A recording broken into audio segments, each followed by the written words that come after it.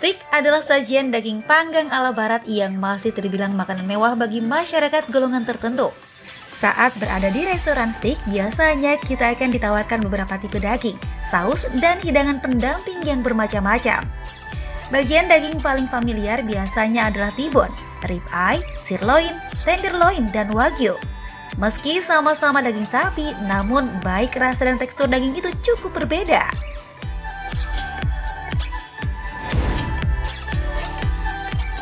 Menurut kamus di Oxford English Dictionary, steak berasal dari kata Skandinavia yang berarti irisan daging tebal yang dipanggang dan dikenal sejak abad ke-15, di mana disebutkan bahwa bangsa Spanyolah yang memperkenalkan daging steak sapi.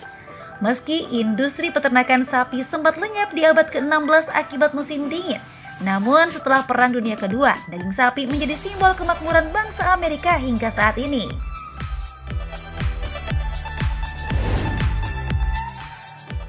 Steak biasanya disajikan dalam tingkat kematangan yang berbeda, tergantung selera. Ada yang suka dengan daging yang matang sepenuhnya atau well done, ada yang tingkat kematangan 80% atau medium well. Kematangan 60% untuk medium atau medium rare bagi yang masih senang sedikit mentah atau rare dengan bagian matang di luar namun mentah di dalam. Namun, sehatkah kita mengkonsumsi daging yang setengah matang atau kurang matang? Bagi Anda penyuka hidangan panggang ini, sebaiknya saksikan informasi berikut ini bersama dokter di studio.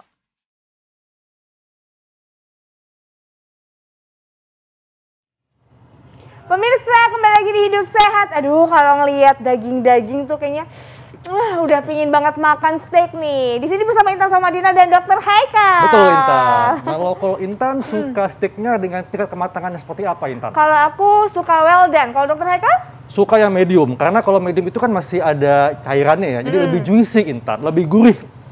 Kalau aku suka yang rasanya tuh kayak apa ya, yang kalau well done tuh kan lebih matang, terus udah gitu lebih kayaknya apa ya, lebih yakin aja gitu loh, makannya nelennya lebih yakin gitu. Merasa lebih aman ya. Iya, kalau medium atau rare itu kan kayak ada air-airnya, itu darah bukan sih Dokter Haikal? Nah, pastinya masyarakat pengen tahu nih dengan daging steak ya, dengan tingkat kematangan yang berbeda, mulai rare, medium atau well done, manakah apakah ada dampaknya untuk kesehatan? Makanya di tengah kita sudah ada Dr. Feni Nugraha, spesialis gizi klinik. Pagi dok, apa kabar? Pagi dok, Pagi sehat, dokter. pagi Intan.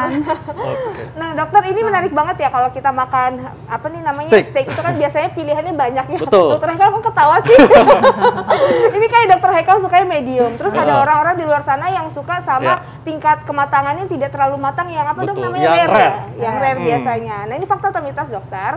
Kalau untuk steak yang tingkat kematangannya itu rare atau tidak sepenuhnya matang, itu adalah mengandung protein tertinggi. Fakta atau mitos dokter? Nah itu mitos Tan. Oh mitos. Iya, jadi tingkat kematangan dari si steak sendiri tidak berpengaruh ke si kandungan protein di dalamnya gitu. Jadi baik tingkat kematangan kan kita tahu mungkin ada 5 ya, ada yang rare, kemudian medium rare, ada yang medium, lalu ada medium well atau well done. Itu mengandung protein sama. Jadi per 100 gram itu kurang lebih sekitar 20 gram protein.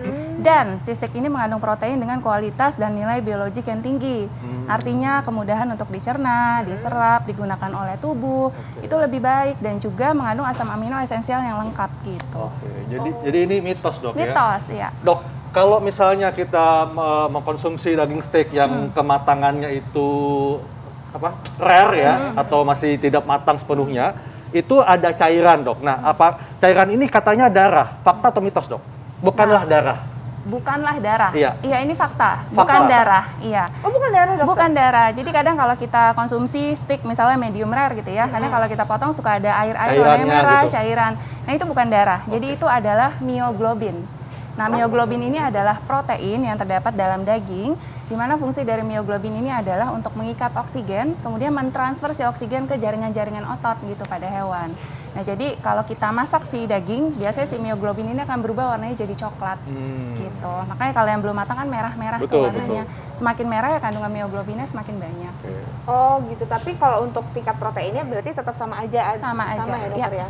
Oh, nah tapi itu kan dok lebih lembek gitu kan, lebih juicy-juicy gitu kan kalau istilahnya kalau dimakan tuh. Nah terus ini ada fakta dan mitos berikutnya. daging yang belum matang sepenuhnya ini memiliki kadar air yang lebih banyak. Ini fakta atau mitos dokter? Tapi jangan dijawab dulu. Nanti kita temukan jawabannya pemirsa sesaat lagi, tetap di Hidup Sehat. Nah pemirsa, daging sapi adalah daging yang paling banyak digemari masyarakat, terutama diolah menjadi daging steak.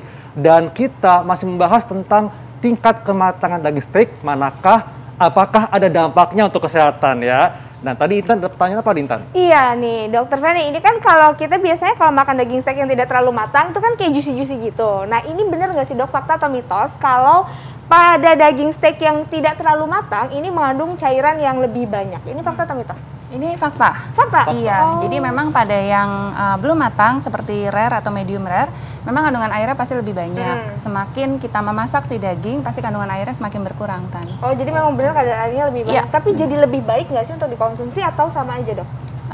Kurang lebih sama ya, Oh, sebenarnya sama ya. tingkat kematangan daging. Mungkin yang nggak boleh terlalu matang karena berhubungan dengan si resiko kanker itu. Oh, Ya. oke. Jadi Oke. memang Oke, iya dok, ini kan daging steak kan memang dia berbagai macam kematangan dok, tingkat kematangan. Nah, tapi biasanya nih kalau tingkat kematangannya medium hingga well done itu lebih aman untuk kesehatan. Fakta atau mitos dok? Medium well done lebih aman, iya fakta. Oh, fakta, Ya, dokter. Karena di daging yang mentah, masa belum matang, sudah pasti di dalamnya ada bakteri. Bakteri kayak mungkin E. coli, Salmonella, ini sebagai penyebab penyakit. Nah, Iya. tentu saja daging yang dimasak dengan matang, tentu akan lebih aman untuk kesehatan, karena bakterinya ini akan mati.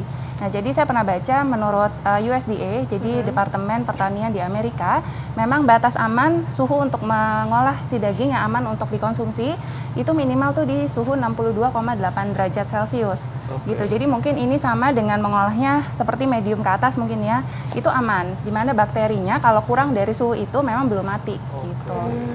Nah, Dokter Feni, kan tadi Dokter Feni sempat menyebut ada yang kalau misalnya daging terlalu hangus itu bisa resiko kanker. Nah, ini fakta atau mitos sih dokter? Kalau aku tuh sebenarnya paling suka kalau daging-dagingan tuh kayak agak-agak crunchy-crunchy gitu, jadi luarnya tuh ada hangus-hangusnya dikit. Tapi katanya justru daging yang dipanggang karena kalau luarnya terlalu hangus itu bisa memicu resiko kanker. Ini fakta atau mitos dokter? Ya, ini fakta. Fakta ya? Kan? Iya, karena daging yang terlalu matang, terutama dengan suhu yang terlalu tinggi pasti ya, durasinya lama dengan dipanggang. Nah, ini menyebabkan terbentuknya zat karsinogenik. Nah, si zatnya namanya amin heterosiklik atau kita kenal dengan HCA, di mana terbentuk pada daging yang gosong-gosong tuh yang hitam, sama terbentuk polisiklik aromatik hidrokarbon atau kita kenal dengan PAH. Nah, ini terbentuk ketika kita memanggang, itu kan asap keluar tuh. Nah, si asap nempel ke daging, ini terbentuk si zat karsinogenik tadi. Nah, ini sifatnya memicu resiko kanker gitu. Ini harus hati-hati gitu. Jadi well done pun nggak boleh sampai gosong atau hangus ya dokter ya? Benar. Iya. Sebenarnya kalau dari sisi tadi zat gizinya sama sih, tapi kalau yang bagian gosong Iya. itu loh yang bahaya. Ya. Oke. Tetapi dok, ini kan katanya dok ya, untuk supaya bisa terhindar dari kanker, maka daging steak itu dibumbui dengan rempah-rempah, jus jeruk, dan cuka, supaya bisa menghambat zat karsinogenik. Ini fakta atau mitos? Ini fakta. Fakta ya, dokter? Iya, jadi dengan membumbui atau memarinasi ya si daging dengan bumbu rempah-rempah tadi, memang sebagai penghalang antara makanan dengan si zat karsinogenik, sehingga bisa menghambat pembentukan dari tadi si HAC tadi, amin heterosiklik gitu. Jadi memang lebih aman daripada langsung dipanggang langsung tanpa memarinasi gitu. Oh gitu, jadi harus dimarinasi dulu. Nah dok, si karsinogenik ini bisa dihilangin nggak sih dok? Misalnya kayak abis makan yang mengandung karsinogenik, terus kita makan misalnya kayak buah atau timun atau ada nggak sih dokter yang makanan penangkalnya gitu? Sebenarnya kalau misalnya sudah terlanjur dimakan sih tidak ya, Oh, gitu. nggak ada ya? Tapi memang kalau makanan-makanan yang mengandung tinggi akan antioksidan, salah satunya sayur-sayuran dan buah-buahan. Tapi alangkah lebih baiknya jika mengkonsumsi steak ya bagian yang gosong-gosong boleh dibuang aja Dibuang kan. aja ya. Karena Tapi itu tidak bagian sehat. paling enak dokter. Iya. Iya. Dok, tapi katanya dok ya, tadi kan sudah disampaikan bahwa daging yang kurang matang itu mengandung bakteri dan cacing yang berbahaya bagi tubuh. Fakta atau mitos dok? Ini fakta, Fakta, dok. ya? Fakta Iya, juga, karena oh. yang belum matang ya pasti masih ada bakteri, masih ada cacingnya gitu. Apalagi kalau dimasaknya suhunya kurang dari tadi yang direkomendasi, kurang dari 62,8. Jadi memang beberapa restoran atau tempat makan yang memang menyajikan daging steak yang tingkat kematangannya lebih di bawah dari yang direkomendasikan, memang ada baiknya mencantumkan kayak label keamanan pangan. Jadi harus ada, misalnya dia berasal dari peternakan yang baik gitu. Sebenarnya cukup aman asal ada sih keamanan pangan tersebut gitu. Dok, sebetulnya seberapa banyakkah daging steak yang kita konsumsi yang tadi ya mungkin kematangannya well done atau sampai agak-agak angus pinggirnya yang bisa memicu kanker. Kanker, oke. Jadi sebenarnya dari Badan Penelitian Kanker di dunia merekomendasikan untuk konsumsi daging merah sendiri, ini per minggunya direkomendasikan sebesar 350 hingga 500 gram per minggu. Ini ditimbang pada saat matang atau tidak lebih dari 3 porsi sajian per minggu, Dok. Ini untuk mencegah resiko terjadinya kanker gitu. Tapi pasti tetap walaupun 350 sampai 500 bagian yang gosong-gosong tetap ya tidak boleh dikonsumsi. Ini kayaknya dokter Feni selalu ngingetin aku ya dokter ya. Itu paling enak Intan ya. Aduh, itu paling enak dokter Haikal bagiannya. Nah dokter Feni, ini artinya kan ini banyak tingkat kematangan untuk makan steak ya. Ada rare, ada medium, ada well done, dan ada tadi ada juga medium rare dan lain-lainnya. Nah ini tingkat kematangan mana dokter yang paling aman untuk kesehatan? Paling aman ya, pasti kalau paling aman ya matang. Oh, yang well done ya? Iya, yang well done itu pasti paling aman karena bakterinya pasti sudah mati ya. Tapi hati-hati aja jangan sampai terlalu gosong gitu. Tapi yang tadi tingkat kematangan di suhu dalam dari si steak itu minimal sekitar 62,8 derajat. Ini rekomendasi dari tadi si USDA tadi yang Badan Pertanian di Amerika gitu. Itu yang aman. Mungkin medium ke atas aman asalkan memang ada si label keamanan pangan tadi yang memang kalau kita konsumsinya di luar gitu. Jadi harus diperhatiin juga, nggak boleh sembarangan ya ternyata. Dan tentunya membatasi konsumsi daging merah, Dok ya. Benar. Baik, Dok, terima kasih informasinya. Makasih dokter Feni informasinya. Nah, Intan, ini kalau saya lihat setiap hari ya, Intan kan kalau live memakai high heels. Intan nggak khawatir nih, apa nggak terganggu jalannya? Tapi emang ada bahayanya dokter kalau pakai heels terus-terusan?